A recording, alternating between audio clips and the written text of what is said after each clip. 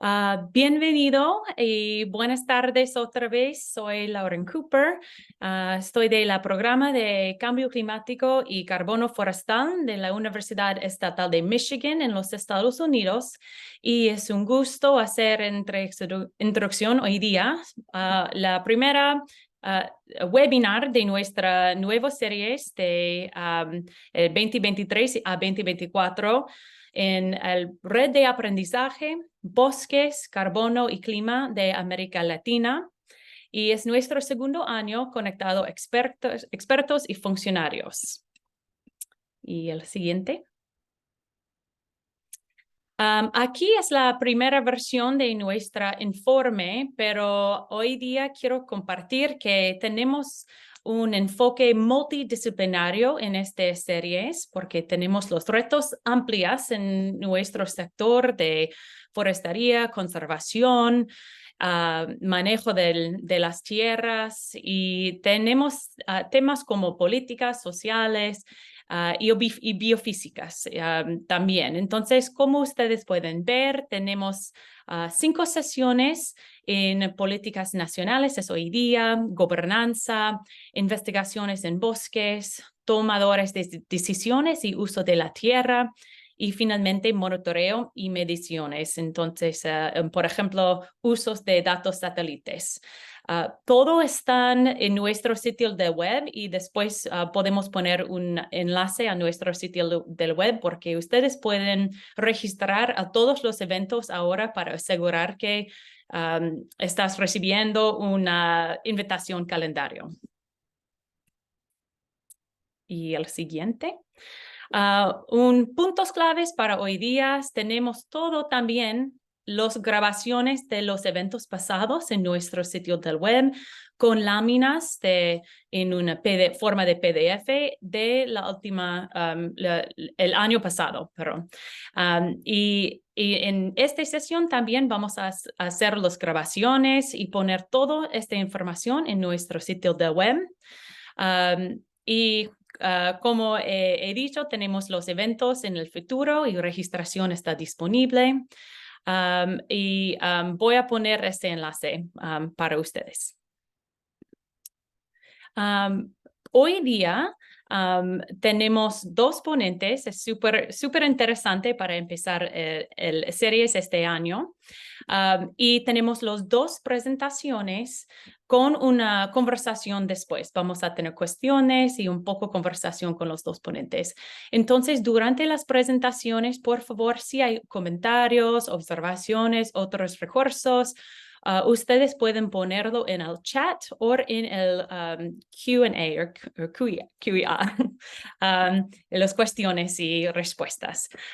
Y voy a organizar los comentarios y cuestiones para esta conversación después. Pero estás bienvenido a poner sus comentarios en cualquier minuto porque no queremos perder sus comentarios o cuestiones antes del fin de las presentaciones. Pero hoy día vamos a aprender de 2 expertos con experiencias en Colombia y Ecuador en cuanto al diseño, implementación, monitoreo y evaluación de estrategias de conservación basada en incentivos lideradas por el Estado. Y eso es en colaboración con actores no gubernamentales, pero también parte del Estado en diferentes niveles.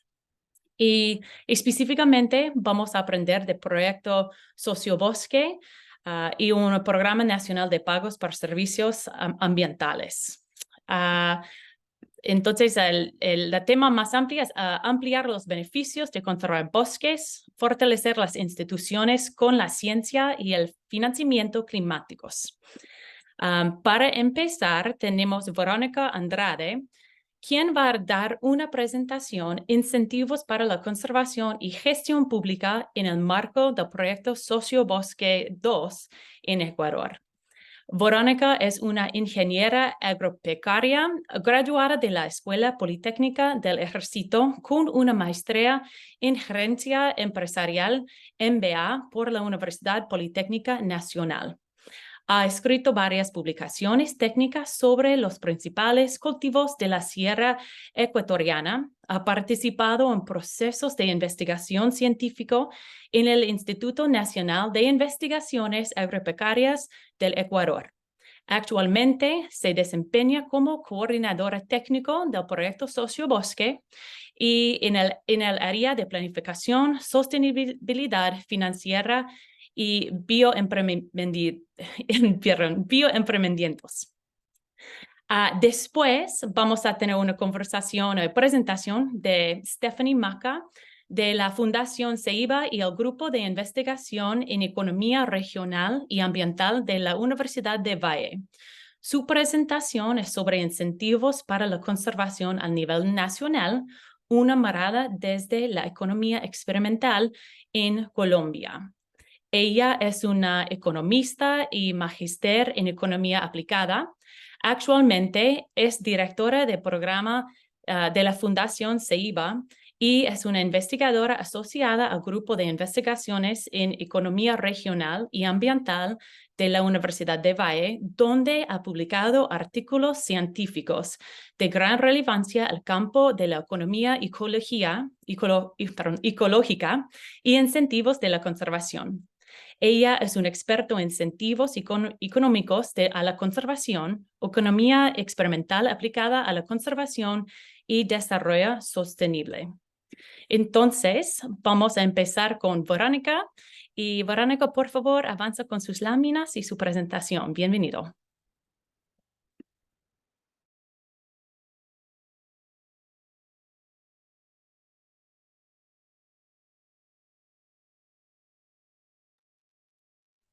Muy buenas tardes con todos. Les agradezco la invitación a este evento. Voy a proceder a compartir mi pantalla.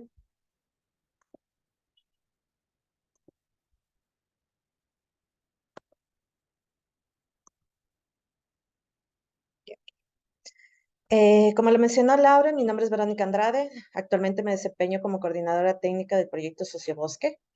Esta es una iniciativa del Estado ecuatoriano que busca mantener nuestros ecosistemas nativos a través del pago de un incentivo económico que se les otorga a los pueblos, nacionalidades indígenas, personas naturales, todos aquellos que estén interesados en mantener bajo conservación remanentes de ecosistemas nativos. Actualmente nosotros tenemos bosques tropicales, páramos, manglares, entre otras formaciones vegetales nativas. En esta lámina ustedes pueden observar nuestro mapa del Ecuador. Entonces, en ella se puede divisar los diferentes convenios que nosotros tenemos, ¿no? Entonces, en color anaranjado se encuentran nuestros convenios colectivos, en color celeste nuestros convenios individuales y en color verde nuestros convenios en socio manglar. Actualmente tenemos más de 2.500 convenios a nivel nacional, conservamos alrededor de 1.6 millones de hectáreas en el Ecuador y se obtienen más de 175,000 beneficiarios. Entonces, ¿cuáles son nuestros logros principales? Como ya les mencioné, es la conservación de 1.6 millones de hectáreas, tener 175,000 beneficiarios directos, abarcamos 6.58% de la superficie del Ecuador, reducimos la deforestación en territorios amenazados por la deforestación, tenemos 2.541 convenios activos dentro del proyecto y más que todo realizamos dos gestiones muy importantes, que es visibilizar al Ministerio del Ambiente en territorio y también contribuir a una mejor gobernanza dentro de los colectivos que nosotros tenemos. Una de las partes más emblemáticas del proyecto es que nosotros abarcamos 12 de las 14 nacionalidades del Ecuador, son socios del proyecto Sociobosque. Entonces, esto nos da 67,000 beneficiarios de nacionalidades con 1.2 millones de hectáreas conservadas, 309 convenios activos y, por tanto, mejorando su calidad de vida. Ya para entrar Norma, en el tema que es acerca de políticas públicas, porque el proyecto Sociobosque es una política pública del Estado ecuatoriano, nosotros nos establecemos a través de diferentes leyes y normas, ¿no? Entonces, la primera es nuestra Constitución, que en su artículo 3 establece que como uno de los deberes primordiales del Estado ecuatoriano es proteger el patrimonio natural y cultural del país. Luego nos rige nuestro Código Orgánico Ambiental, seguido por su reglamento. Dentro de nuestras estrategias y planes y programas del Ecuador, nosotros tenemos una priorización del proyecto Sociobosque. Esto quiere decir que nosotros cada 4 años, es decir, cada cambio de gobierno, nosotros debemos presentar a la Secretaría Nacional de Planificación un nuevo proyecto para que éste siga vigente. Entonces, en este proyecto nosotros nos establecemos indicadores y metas que debemos cumplir dentro de esos 4 años y es lo que nos permite operativizar el proyecto dentro del tema fiscal. Ya dentro del ministerio nosotros contamos con acuerdos ministeriales y normativas, es decir, acuerdos específicos al proyecto.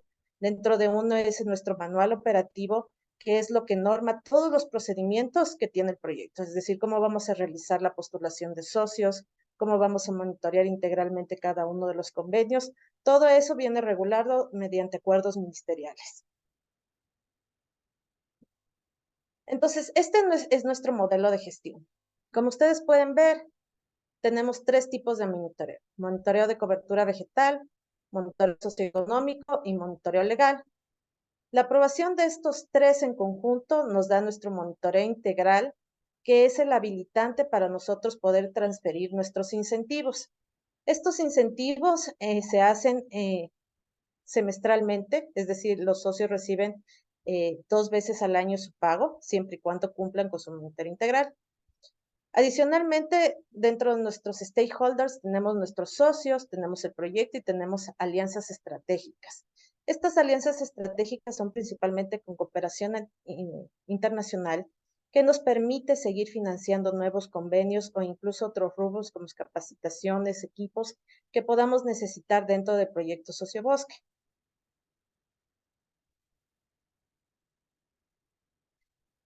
En esta lámina les quería presentar nuestros principales procesos para que ustedes puedan visualizar la manera en que se operativiza el proyecto. Entonces, nosotros iniciamos con la postulación y selección. Entonces, el proceso inicia cuando cualquier persona, sea natural o colectivo o jurídica, quiere ingresar al proyecto, tiene que presentar cierta documentación y de acuerdo a las áreas prioritarias que tiene el proyecto, estas son calificadas y seleccionadas para ingresar. Una vez que se encuentran dentro del proyecto, nosotros tenemos que hacer un seguimiento que se encuentra normado a través de nuestro manual operativo. ¿Qué es este seguimiento? Es vigilar que se cumplan las condiciones y las obligaciones que tienen los socios. Esto es a través del monitoreo de cobertura vegetal, monitoreo legal y el monitoreo socioeconómico. Una vez que se evalúa y se aprueba este monitoreo integral, se va a la fase de transferencia del incentivo. Esta transferencia del incentivo ya se realiza entre los meses de mayo y octubre de cada año por nuestra normativa. Y nuestro cuarto proceso importante es nuestro acompañamiento técnico. Nosotros como proyecto tenemos personal en territorio que les ayudan a los socios a presentar toda la documentación que les habilite para el pago y también darles cierta asistencia técnica en otros temas, como por ejemplo los bioemprendimientos. Este es nuestro procedimiento de la postulación. Como les dije, los que estén interesados en ingresar al proyecto realizan la presentación de los documentos, se postulan, existe una etapa de verificación de esta documentación, luego pasamos a una calificación y a nuestro modelo de priorización. Esto quiere decir que no todos los que presentan la documentación necesariamente van a ingresar al proyecto, sino que se someten a un modelo donde priorizamos áreas que son más susceptibles a deforestación, incluso aspectos socioeconómicos que permiten seleccionar quiénes son los más aptos para ingresar al proyecto. Si ya resultan calificados, los socios presentan su documentación, se suscribe el convenio y se realiza el pago de la primera cuota del incentivo.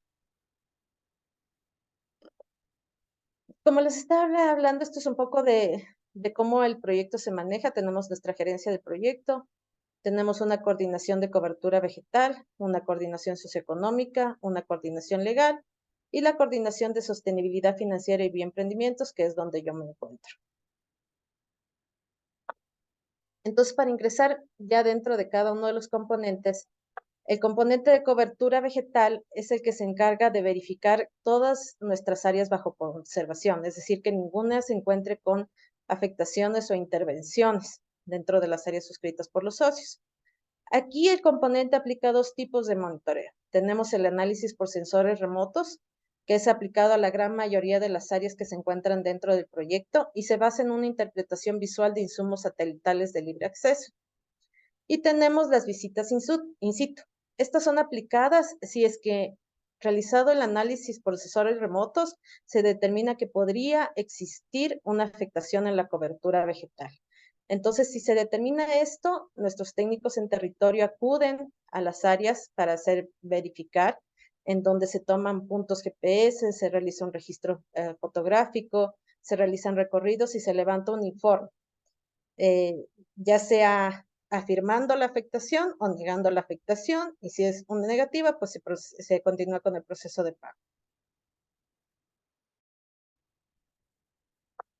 El siguiente componente es el componente socioeconómico. Este componente, en cambio, se encarga de la verificación del buen uso de los recursos públicos y de cooperación, es decir, que los recursos se estén empleando de forma lícita. Entonces, ¿cómo se realiza este control? Se realiza a través de un seguimiento y control de planes de inversión y después una rendición de cuentas de los montos ejecutados. Entonces, dentro del plan de inversión, nosotros tenemos que ser un instrumento con la proyección de gastos e inversiones a ejecutarse con el incentivo, de acuerdo a las líneas de inversión, que en este caso son dos: conservación y protección y desarrollo económico, productivo y emprendimientos. Es decir, los socios tienen que mantenerse dentro de estas dos líneas de inversión y presentar anualmente este plan. Una vez que se levanta el plan, ellos tienen que rendir cuentas acerca de este plan. Entonces, es básicamente la ejecución del plan de inversión. Aquí tienen que presentar los respaldos de que se han ejecutado los montos otorgados de acuerdo al planificado y se realiza 2 veces al año. ¿Por qué? Porque como les había mencionado, nosotros realizamos pagos en el mes de mayo y en el mes de octubre. Entonces, los socios tienen que justificar en esos tiempos cómo han invertido el incentivo. Entonces, la documentación de respaldo, para que tengan una idea, para los socios individuales, es decir, personas naturales, tiene que presentar una declaración juramentada, que es un documento elevado de escritura pública, en el cual ellos determinan que se ha realizado un gasto ilícito de los recursos y que se ha dado cumplimiento al plan de inversión.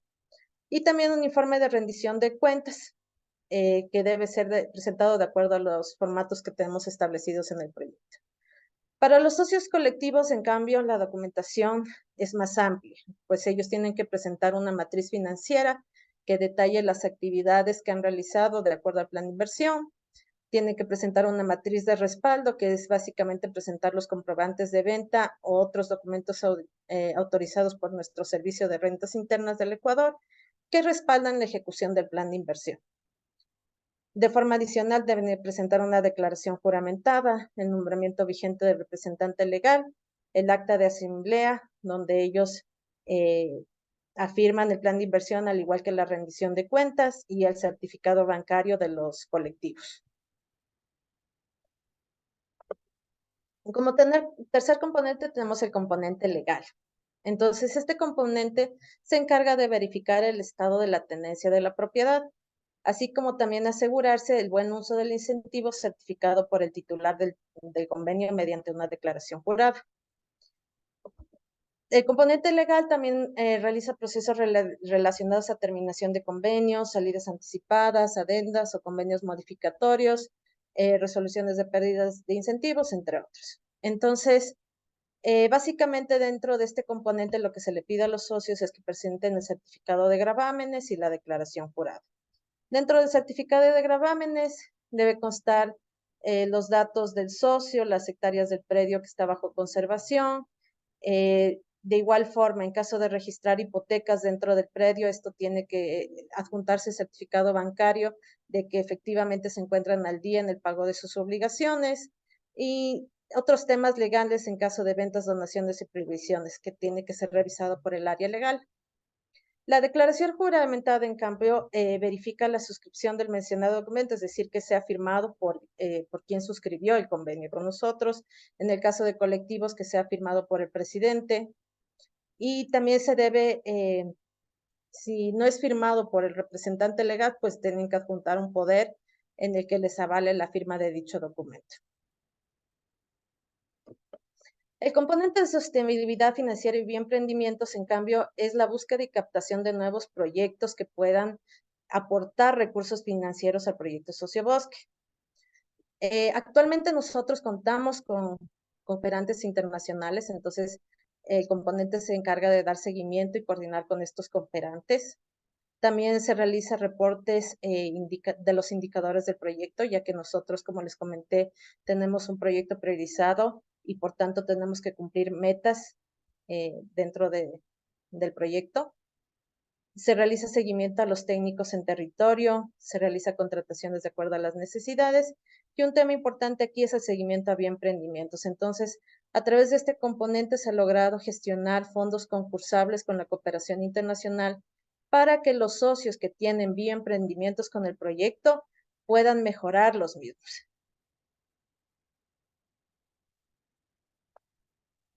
Bueno, unas de las ventajas que tiene el proyecto es la contribución que realizan, ¿no? La conectividad que nosotros realizamos con las áreas protegidas del Ecuador y otras formas de conservación. Nosotros protegemos los últimos remanentes de ecosistemas en bosques secos y de transición.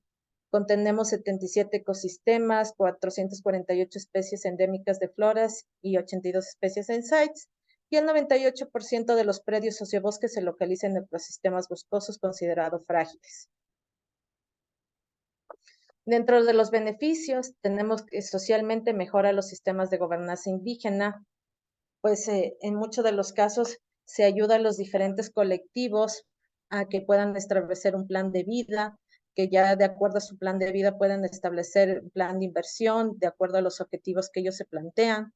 Por tanto, mejora la asociatividad de las comunidades rurales, financia actividades productivas y de bioemprendimiento, genera también un impacto positivo y significativo en temas de salud pública, impulsa el desarrollo económico y mejora las capacidades técnicas de los socios, pues en muchos casos se puede otorgar becas a diferentes miembros del colectivo para que puedan estudiar.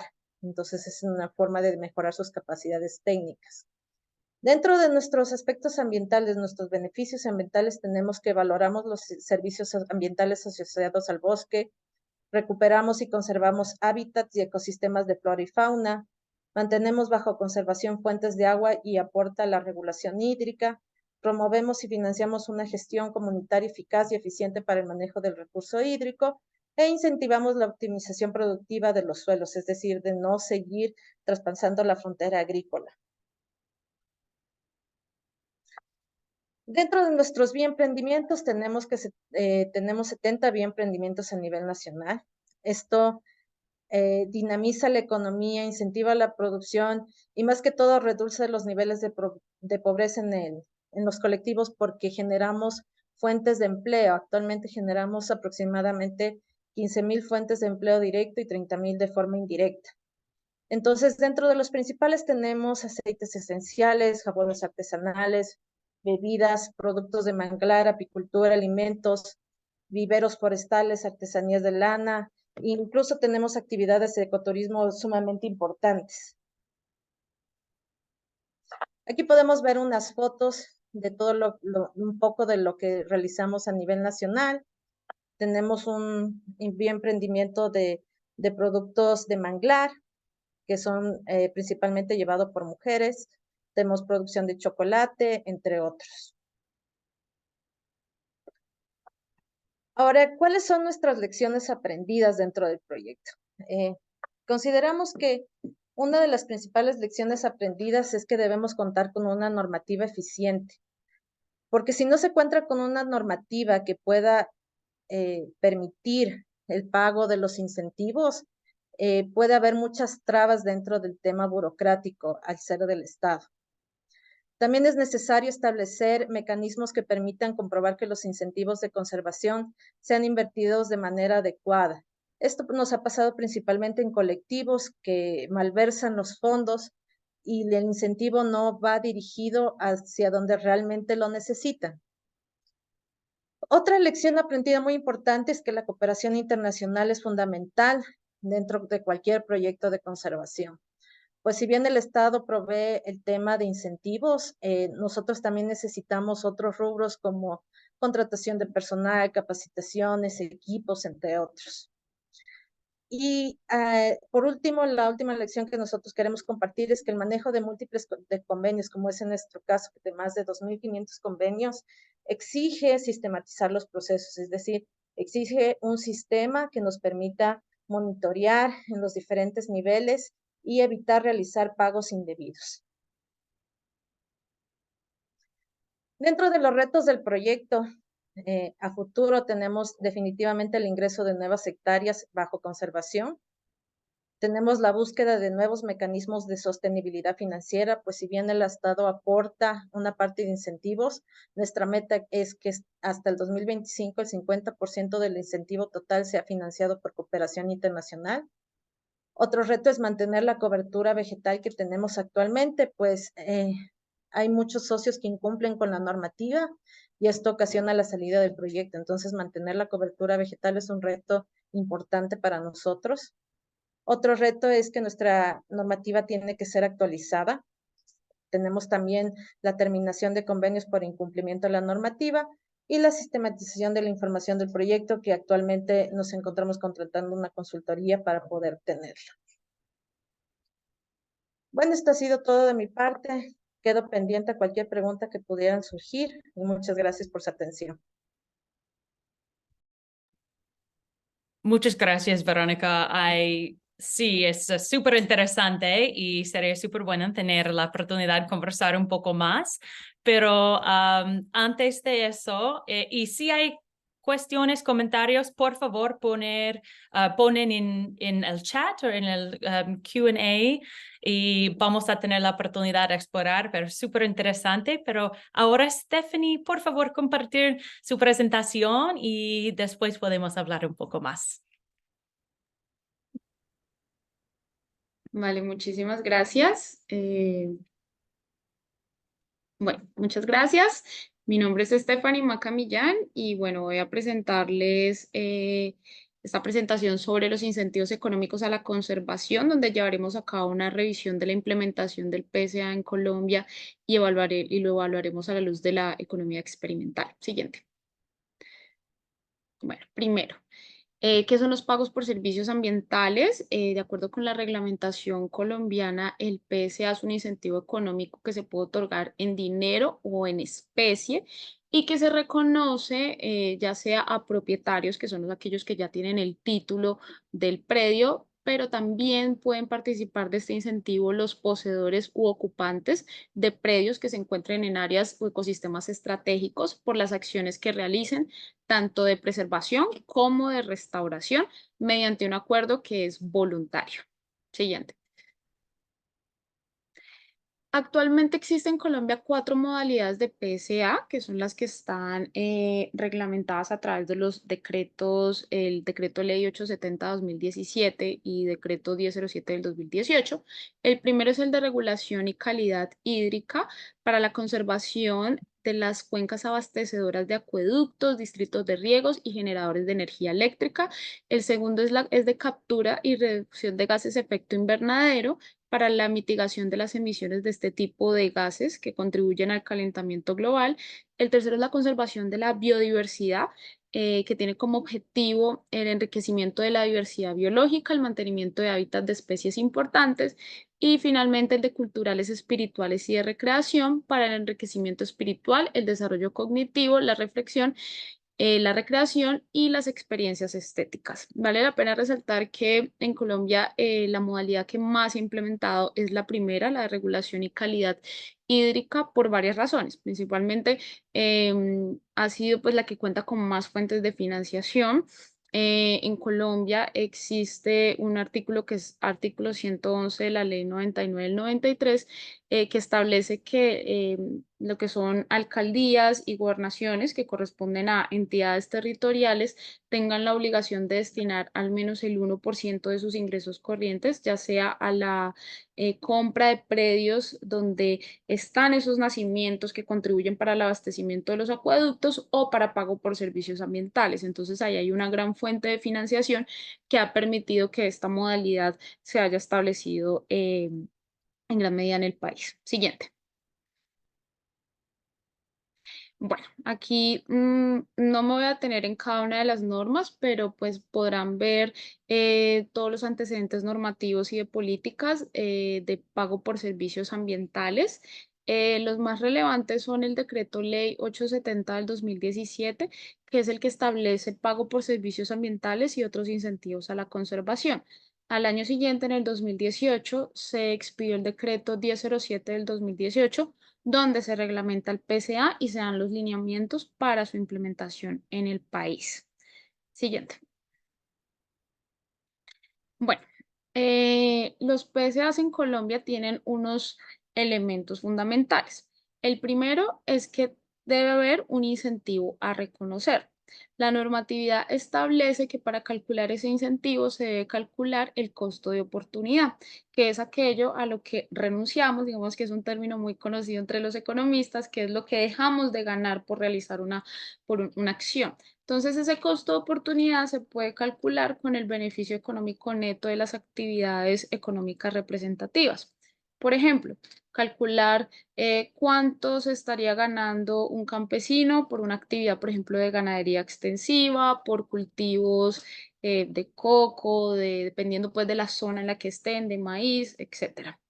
Deben haber unos beneficiarios, como les mencioné al comienzo, no solamente los beneficiarios son propietarios, sino que también, también pueden acceder a este incentivo los poseedores ocupantes, teniendo en cuenta pues que en Colombia, en la tierra, pues no todo está, digamos, legalmente constituido, entonces pueden acceder también estas personas que no tienen un título de propiedad. Y también los grupos étnicos a través de los resguardos indígenas o consejos comunitarios. Debe haber un interesado en los servicios ambientales que pues para traducir de pronto esto son aquellos que pagan, aquellos que tienen los recursos y que les interesan poder mantener ese servicio ambiental. Las acciones que se reconocen pueden ser preservación o restauración y el acuerdo puede hacerse de tipo individual o colectivo y siempre es de manera voluntaria. Siguiente. Bueno, hay unos principios que rigen el PSA en Colombia. El primero es que debe focalizarse en unas áreas muy específicas que se llaman REA y RUNAP, ya les explico. También debe estar orientado principalmente a áreas con conflictos de uso del suelo, presencia de cultivos ilícitos y de una importancia especial para la construcción de la paz en nuestro país. Debe complementarse con otros instrumentos de gestión ambiental y debe armonizarse, es decir, estar enmarcado en los instrumentos de planificación, ordenamiento y de gestión ambiental.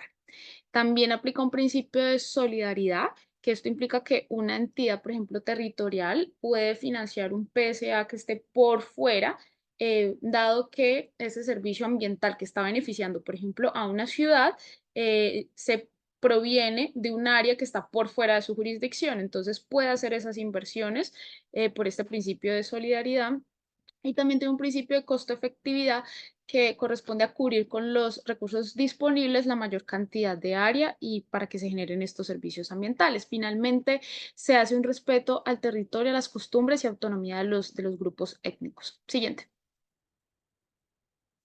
Bueno, la focalización tiene que hacerse en unas áreas que están priorizadas en el registro de ecosistemas y áreas ambientalmente estratégicas y el registro único nacional de áreas protegidas. En esas áreas es donde se puede implementar los pagos por servicios ambientales. Ahí ustedes pueden ver el mapa de Colombia donde se señalan esas áreas que son de importancia estratégica. Se tiene que atender de manera prioritaria las áreas que estén en riesgo de degradación de la cobertura vegetal, áreas con ecosistemas degradados y en conflicto de uso del suelo o con énfasis en los municipios priorizados para el posconflicto. Siguiente.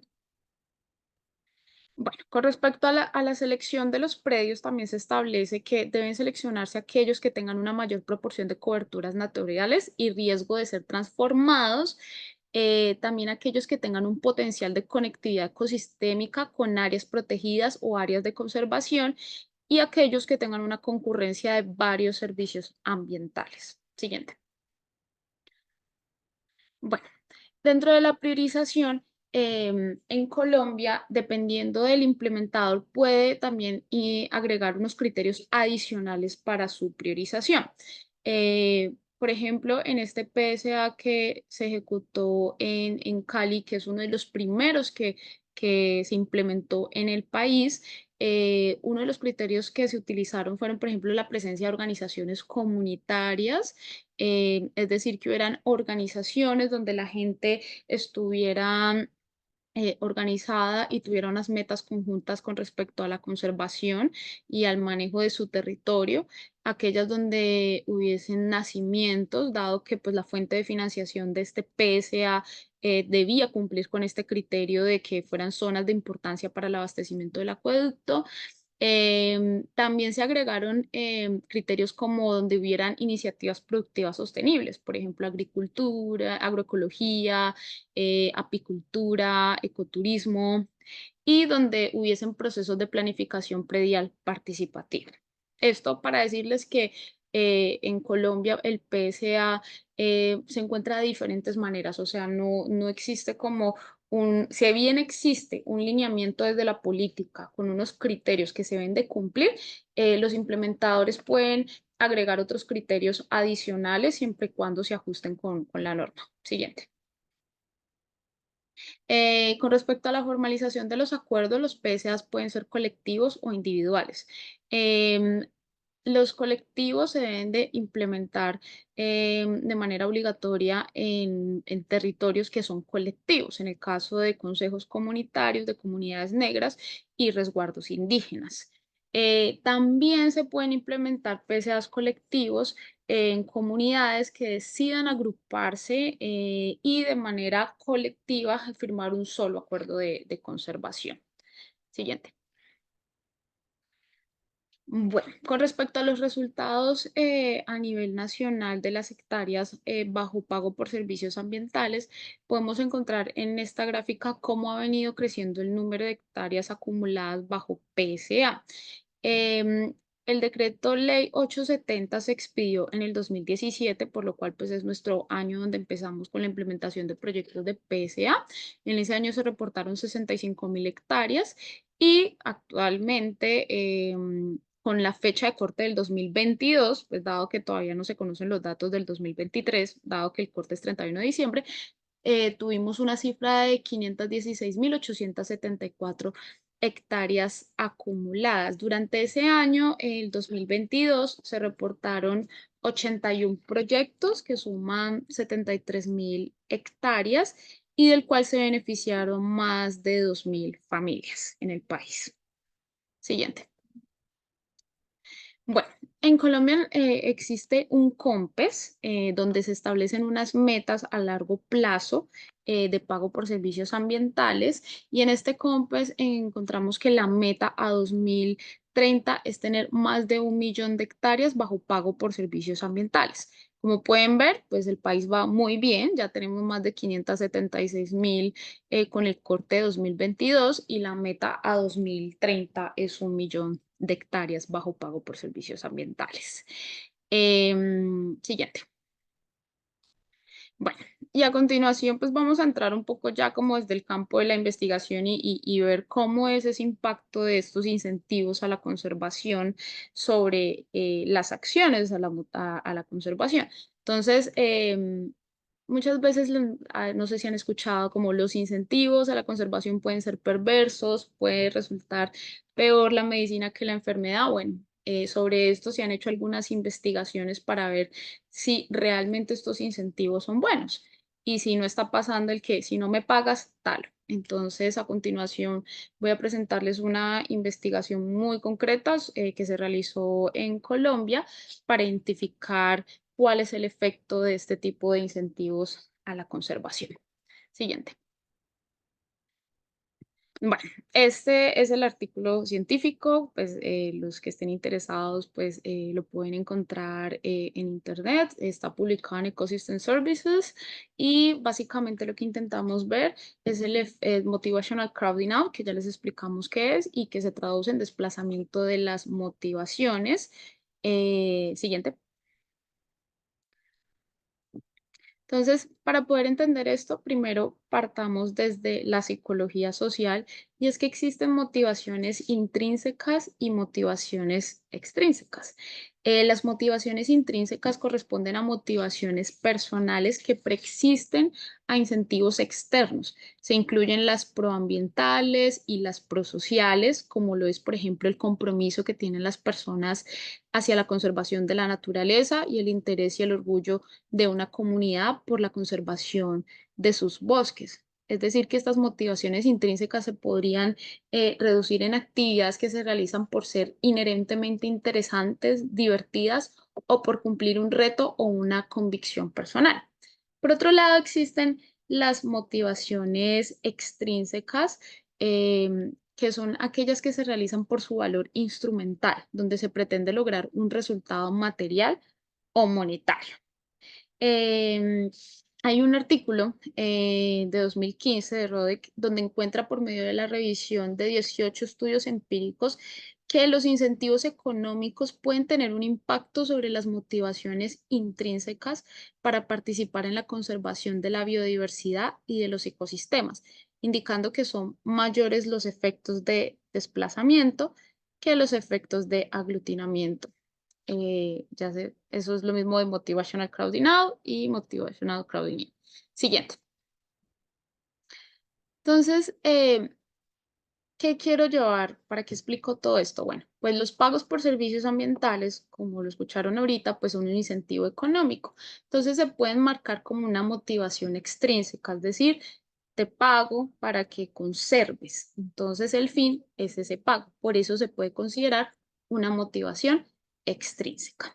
Y como lo mencionaba ahorita, los PSAs no necesariamente complementan las motivaciones intrínsecas. Es decir, el hecho de pagarle a una familia o una comunidad no necesariamente implica que yo esté reforzando, por ejemplo, el compromiso que tiene esa comunidad con la conservación, los valores, en el caso de las comunidades indígenas, por ejemplo, los valores ancestrales que tienen y que los han llevado a conservar a lo largo de los años. Entonces, em, puede que los refuercen o puede que por otro lado no los refuercen y ese sería el motivational crowding out.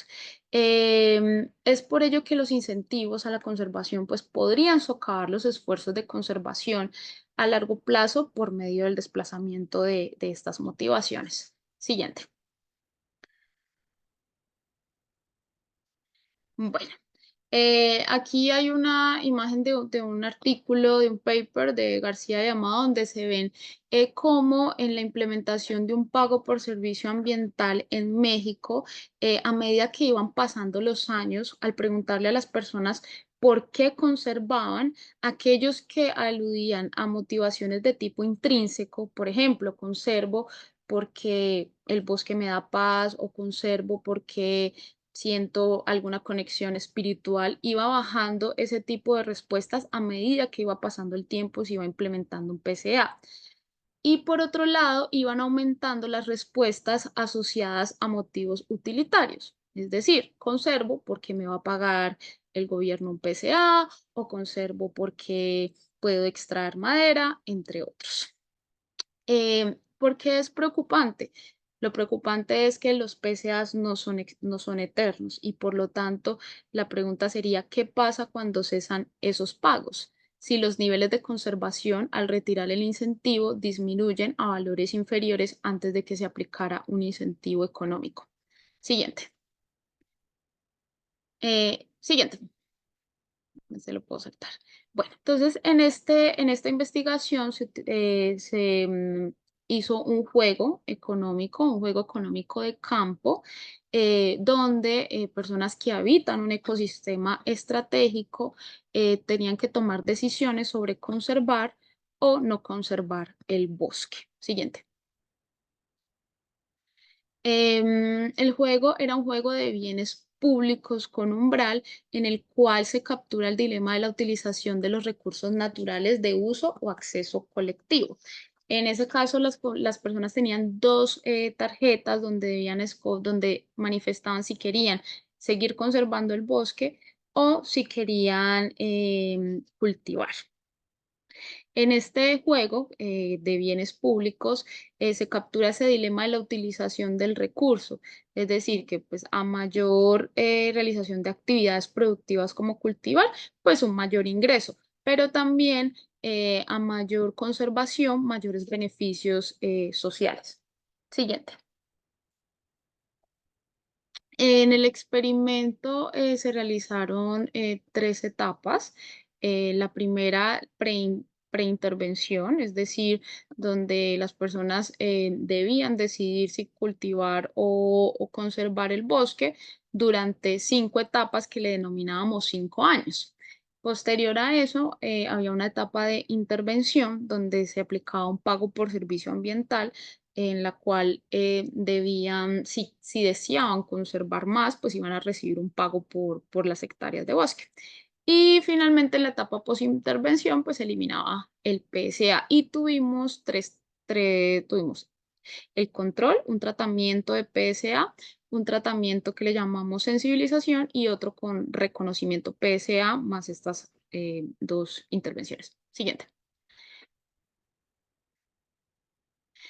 Bueno, fueron en total participaron 120 personas en los 4 grupos. Siguiente.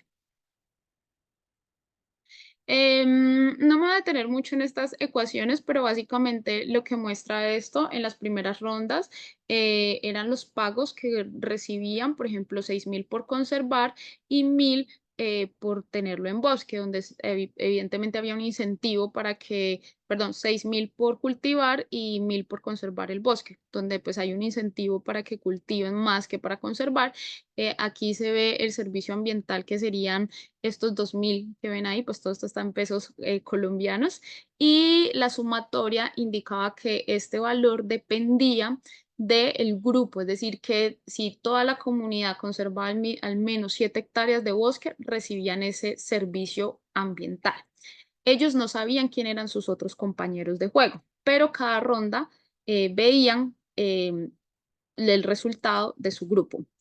En la ronda de las 6 a las 10, que fue la intervención, recibieron un pago por servicio ambiental, que son estos 2.000 adicionales por cada hectárea de bosque que destinaban de manera individual. Y finalmente, en las últimas rondas, volvían al estado inicial. Siguiente. Voy a ir un poco más rápido porque sé que ya estamos como sobre el tiempo. Esta es la estructura general del juego. Siguiente. Esta fue la sensibilización ambiental, donde ellos tuvieron un mood induction, donde un psicólogo pues los llevó a tener pues a través de un espacio de meditación un contacto con la naturaleza y sensibilizarlos sobre la importancia de la conservación. Siguiente. Eh, en, en el tratamiento de reconocimiento, aquí a través de las normas sociales, lo que se quería ver era cómo la gente reaccionaba cuando era reconocida, es decir, qué tanto les importaba lo que los demás pensaran de ellos. Entonces aquí se les otorgó un trofeo a aquellas personas que conservaron más. Siguiente.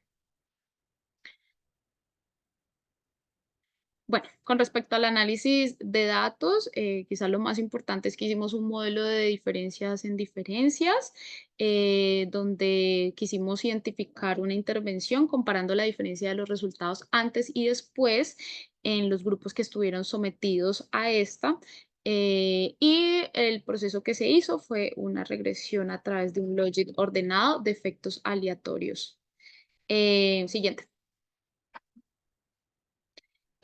Bueno, y la pregunta era, si la participación experimental en un PSA tenía un efecto crowding in o crowding out en las motivaciones intrínsecas, es decir, si era perverso o no, y si las intervenciones con reconocimiento social y sensibilización tenían un efecto diferenciado. Siguiente. Bueno, aquí pueden ver los resultados con respecto a los niveles de conservación de cada uno de los grupos.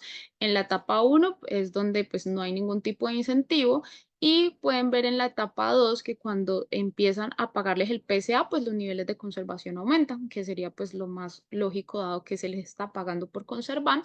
Lo que ven en un gris clarito es el grupo de control, que pues no cambia significativamente con el tiempo, se mantiene constante. Y después, cuando se retira el incentivo, pues como se esperaba, disminuyen los niveles de conservación. Siguiente. Bueno, aquí se pueden ver los resultados un poco más claros ya con números y podemos ver los promedios de conservación de cada uno de los grupos. Aquí ven el de control, definitivamente pues no hay como es constante, pues relativamente constante. De hecho, durante la etapa, perdón, la ronda 6 a la 10, pues no hay, disminuye la conservación, es decir, esto no es estadísticamente significativo. Pero como pueden ver aquí, cuando hay un PSA, miren los niveles de conservación promedio, que pasaron de 10 a 8,55. O sea, y aquí hay una caída.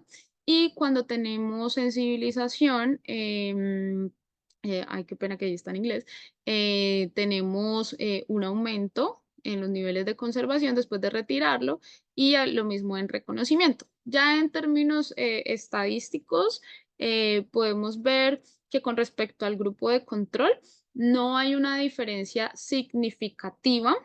Realmente la disminución de la conservación en un PSA tradicional es solamente estadísticamente significativo al 10%, no al 5%. Entonces, pues habría una sospecha de que podría ser perverso, pero pues no es estadísticamente significativo. Cuando ya hacemos la comparación de los tratamientos de sensibilización y el de reconocimiento, vemos que sí hay unas diferencias significativas contra el PSA tradicional y de hecho positiva. Siguiente. Aquí pues ya pueden ver los resultados pues ya con el modelo econométrico, que es el que pueden ver aquí al lado, donde se ve el modelo de diferencias sin diferencias, pues quizás a los que de pronto les interese un poquito como este tema ya en concreto. Y aquí pueden ver los resultados estadísticos con respecto al PSA con reconocimiento y el PSA con sensibilización. Y como lo pueden ver aquí, efectivamente tenemos que es positivo, es decir, que realmente cuando tú tienes un proyecto de PSA donde incluyes una sensibilización, cuando lo retiras, pues sí vas a tener mayor conservación con respecto al Estado, que quedaría con un PSA puramente económico, donde no existe un tratamiento pues de conciencia, de sensibilización y lo mismo con reconocimiento, lo cual muestra pues la importancia que también tiene para las comunidades ser reconocidos y que sus vecinos y las demás personas de su entorno los reconozcan como personas que conservan. Siguiente. Y Stephanie, tenemos solo unos minutos para cerrar y hacer cuestiones, entonces. Listo. Ya. Entonces ya con esto cierro y es la importancia de implementar los PSAs con educación ambiental, lo cual es importante para el éxito de las estrategias de conservación. También la importancia de tener en cuenta las normas sociales, la importancia de la identidad o el sentimiento de pertenencia al grupo. Siguiente. Eh, también en los resultados vemos que quienes más conservan son las mujeres, por lo cual en las políticas pues debe dársele también un rol importante. También la importancia de que los PSA deben de basarse en el capital social construido en las localidades donde se implemente y que deben de integrar múltiples motivaciones y valores para que sean más efectivas las políticas. Siguiente. Em, Los invito también a revisar este paper donde pues hacemos el estudio con 3 comunidades indígenas, campesinas y comunidades afrodescendientes, donde responden a diferentes formas de enmarcar los esquemas de pago por servicios ambientales, demostrando que, por ejemplo, en las comunidades indígenas, cuando se aluden a valores más intrínsecos, de esa manera hay unos mejores efectos en un proyecto de pago por servicios ambientales. Siguiente. Y finalmente, con todo esto, quiero decir que no se deben de generar recetas de diseños específicos para PSA. Estamos trabajando con comunidades, con personas que tienen diferentes motivaciones, diferentes valores. Por lo tanto, deben de ser diferentes. Debemos explorar muy bien esas motivaciones de las personas que están conservando nuestros bosques. Y bueno, este instrumento y las demás estrategias de conservación deben aludir a múltiples motivaciones y valores asociados a la diversidad de las relaciones que tenemos entre los humanos y la naturaleza. Y bueno, muchas gracias. Muchas gracias, Stephanie, y súper tener la oportunidad aprender de sus estudios y gracias por las publicaciones también. Sería súper bueno revisar. Mira, voy a tratar. Ya, ok, listo. Entonces tenemos unos minutos para una discusión corta. La verdad es muy obvio, hay un montón de cuestiones y puntos de conversación aquí y estamos solamente tocando los temas en una manera un poco superficial, es la verdad, porque es súper importante y interesante. Y normalmente usamos solamente nuestra hora, pero vamos a continuar por unos minutos más. Pero entendemos si los participantes no pueden quedar, pero vamos a tener la grabación. Para empezar, yo tengo unas clarificaciones y entonces para Verónica, tú puedes aclarar para nosotros si los dos requisitos, si los dos inversiones, perdón, los tipos de inversiones son requisitos, es una aclaración. Y también si hay un mínimo o máximo en los años de participación en el programa, solo para empezar. Ya, en cuanto al tema de inversiones, nosotros recibimos dos tipos de inversiones. El uno es por parte del Estado ecuatoriano, es decir, del tipo fiscal, y también tenemos donantes a través de la cooperación internacional, es decir, que ellos financian convenios y pagan los incentivos también. Entonces tenemos dos tipos de inversiones. Eh, el proyecto cuando inició en el año 2008 se consideraban con una vigencia de 20 años. Por tanto, tenemos desde el 2008 hasta acá convenios que todavía siguen activos y que todavía no fenecen. Y actualmente suscribimos durante el tiempo de vigencia de nuestro proyecto, es decir, nosotros tenemos nuestra prioridad hasta el año 2025. Suscribimos con los nuevos socios hasta el 2025, pero nosotros mantenemos una cláusula de continuidad, es decir, que el convenio se va a renovar automáticamente siempre y cuando el proyecto Sociobosque continúe con la vigencia del Estado ecuatoriano para que pueda seguir operando.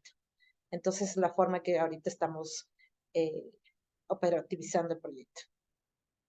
Porque entonces, otra cuestión rápidamente alineado con esto, ¿cómo consideran este tema de permanencia o cómo consideran éxito después participación en el programa?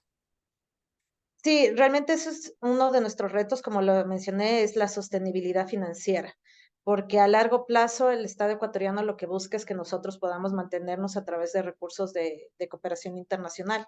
Entonces, actualmente nos encontramos trabajando en este tema, buscando financistas, ya sean nacionales o internacionales, que puedan de cierta forma, seguir financiando nuestros convenios y nosotros seguir colocando nuestra cláusula de continuidad, porque va a ser mucho más fácil que el gobierno ecuatoriano siga financiando el proyecto si contamos con cooperación internacional que nos respalde. Claro, sí, entonces es un parte de una discusión más amplia también. Y después yo tengo una clarificación, Stephanie, para ti, y después yo tengo quizás dos cuestiones para los dos de ustedes. Pero Stephanie, ¿puedes para nosotros aclarar, y gracias por toda la información de sus investigaciones también, tenemos una cuestión aquí sobre los pagos por servicios al respecto de los temas de culturales, espirituales y recreación? ¿Puedes explicar un poco más sobre esta definición y quién está involucrado? ¿Cómo han logrado o incorporados y o mediante qué esquemas en este tema? Sí, claro. Bueno, esa es la cuarta modalidad. Dentro de esta se encuentran los servicios de belleza escénica, es decir, aquellas zonas como por ejemplo los parques nacionales que representan pues una gran importancia para los colombianos y en general para aquellas personas que disfrutan de estos espacios naturales. También se encuentran aquellos territorios indígenas que tienen una gran importancia por su componente espiritual, por todas esas relaciones que han tenido las comunidades ancestralmente con el territorio. Esa línea, pues lastimosamente hasta el momento no cuenta con fuentes de financiación habilitadas. El PSA, como lo mencionaba, pues es realmente muy reciente, o sea, su reglamentación fue en el año 2018 y el avance pues se ha notado principalmente en la primera modalidad que es de regulación y calidad hídrica, posteriormente también en conservación de la biodiversidad y en la modalidad de carbono pues encontramos una mayor participación en proyectos red que pues ya son otro tipo de incentivo diferente. Pero en este cuarto incentivo pues aún no se encuentra pues una implementación a gran escala. Lo que sí se puede encontrar es que en proyectos de PSA, por ejemplo, de conservación a la biodiversidad, que se implementen, por ejemplo, en zonas de parques nacionales o de gran importancia escénica o con comunidades indígenas, pues tengan esta cuarta modalidad también ahí incluida. Sí, es súper interesante y para aprender más de diferentes esquemas o programas con este valor y cómo calcular un valor de este tipo de servicios ecosistémicos, porque es seguro proveer este tipo de valor también.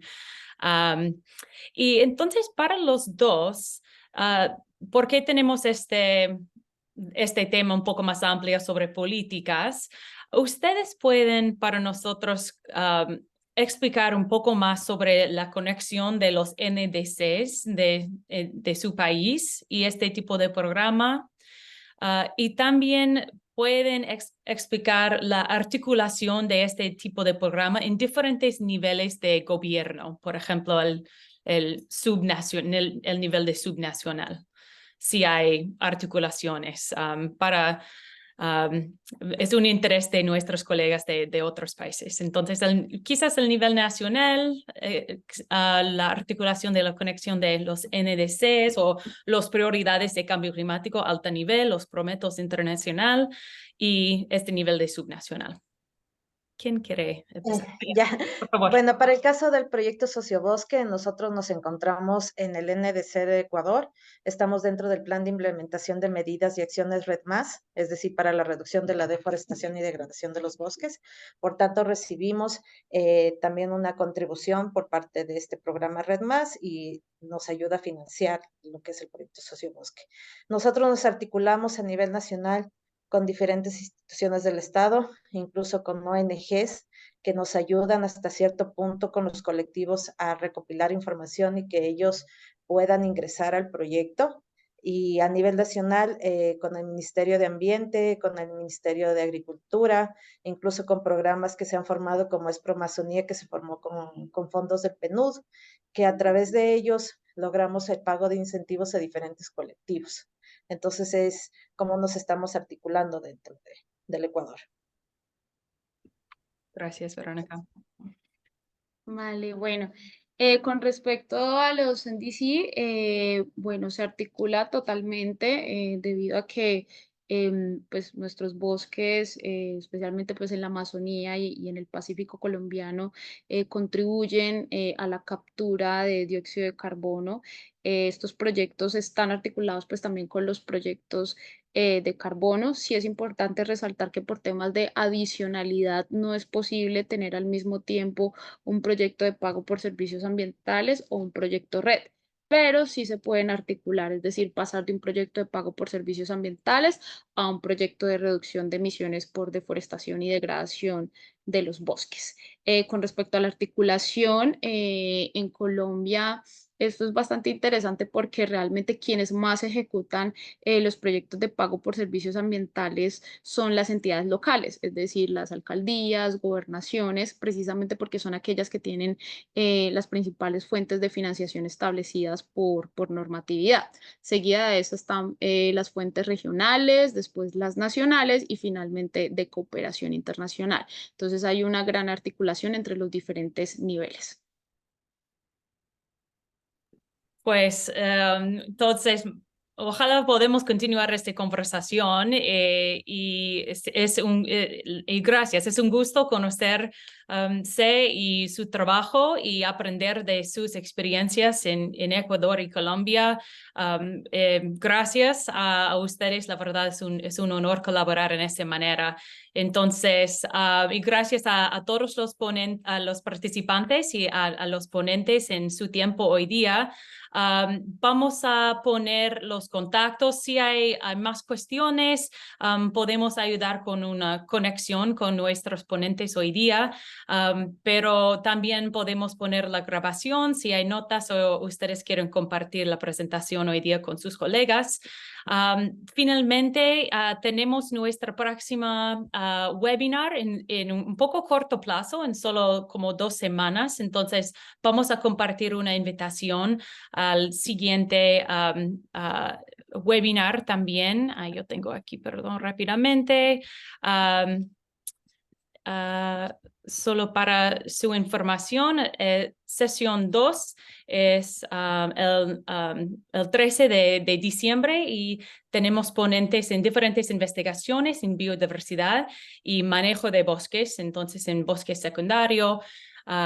Y entonces sería una buena oportunidad de aprender de diferentes investigaciones específicos y vamos a compartir un poco más información allá. Pero otra vez, gracias, Stephanie, gracias, Verónica, a todas sus actividades en preparaciones y su tiempo hoy día. Y gracias a mi colega Ciro de todos sus aportes en organización. Y es un gusto. Entonces, gracias y tengan un buen tarde. Muchas gracias a ustedes por la Gracias, buenas tardes. invitación. Mil gracias. Muchas gracias por la invitación.